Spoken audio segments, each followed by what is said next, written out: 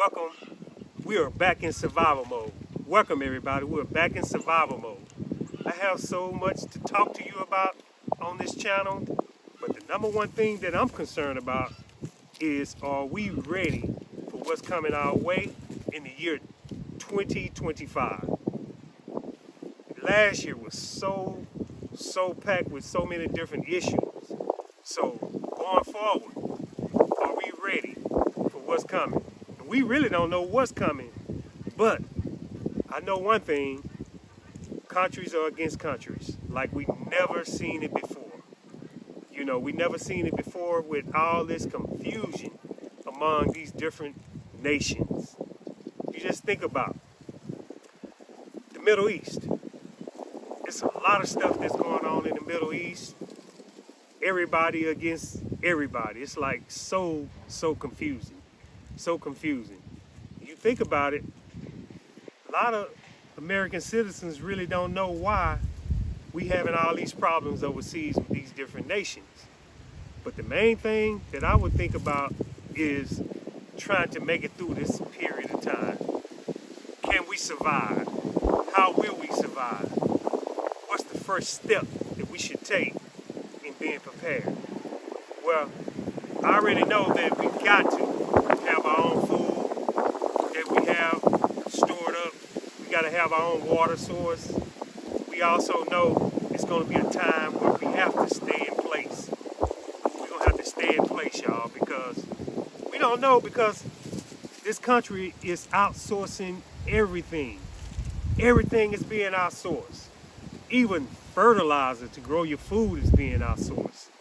There's something that a lot of people don't think about: the fertilizer.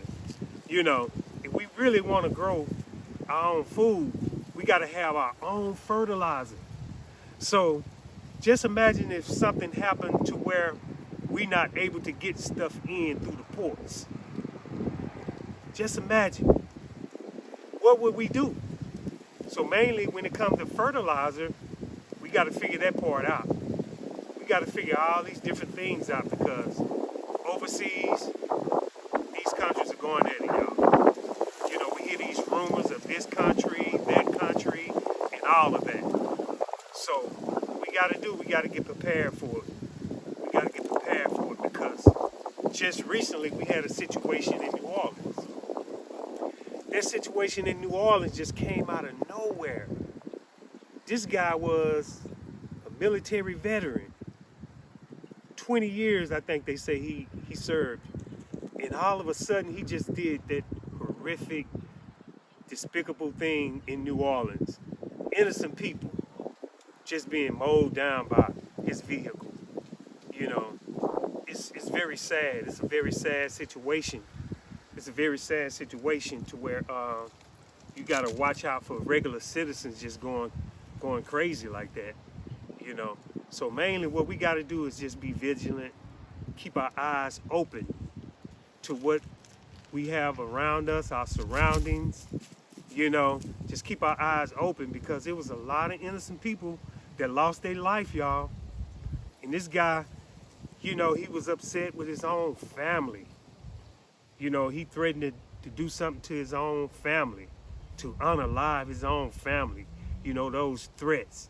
So think about overseas, the minds of people that's mad at American citizens for no reason. Of course, we haven't done anything to nobody, but it seems like the whole world is upset with us. We don't really know what's really going on between this nation and that nation. One thing we know what we got to do is to stay in survival mode, get what we need right now, so in case we have to stay in one place, we have everything that we need. We have everything that we need for the moment. So basically what we can do is do what's in our range. What can we do to survive, just in case we are running out of options for us, like going to the grocery stores and getting our own supplies. We can solve some of those problems now before it get too big. So that's why I came up with this channel, to try to encourage people, to try to, keep myself encouraged, of course, through the comment section. Y'all can give me y'all thoughts on what y'all think about what's going on for us, like trying to get our own food, our own water on a consistent basis. You know, kind of thinking about how will outside countries affect what we're trying to do to survive, what we're trying to do, to keep our families fed. Just think about that, y'all. And also, the ports. We really don't know if we really going to be getting stuff in the way how we've been getting it in. So this whole video is about trying to get everybody ready, including myself, for the year 2025, in case these things increase more and more. We keep seeing in the headlines, this nation mad at this nation, and they fighting over these waterways to where ships can continue to go through the ports and continue to get our goods in and out. Because we had a situation where all our ships was out at sea and couldn't get to the ports for some strange reason. We have a lot of problems, getting stuff in.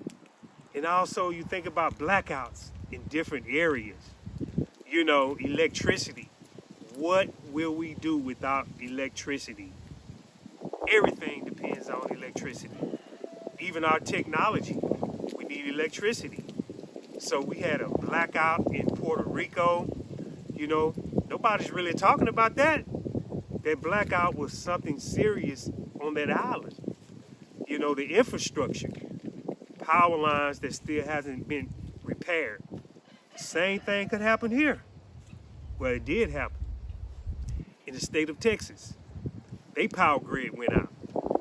So on this channel, we got to talk about how we're going to make it, even if we don't have these powers, electricity. How can we still survive without it? And we got to keep talking about it so we can come up with different ideas, through the comment section on how we can make it, without no electricity, without running water, without food coming in through the port. Can we survive at least 6 months to a year without these things? 6 months to a year would be very, very, very important if we can make it 6 months to a year off grid. So these things are very important. So that's why I wanted to talk to y'all about these different issues. So give me in the comment section, give me your opinion on what you really think, how we can make it forward going through this year 2025. All these different problems that's coming on us. So we want to catch these things ahead of time and solve these problems ahead of time so we can get on board on being somewhat off grid and somewhat comfortable without food, coming in from these big box stores, running water, coming in, from the electricity faucet or whatever you have, heat, cooling, all these different things that we have that is so convenient. Can we make it off grid without the convenience? Because once we get too comfortable, all of a sudden disasters come, we become very uncomfortable. So let's start now on survival mode, trying our best to make it in the year 2025 before something really, really big happens. So thank you so much for joining me on survival mode. Peace and blessings to everyone. Peace.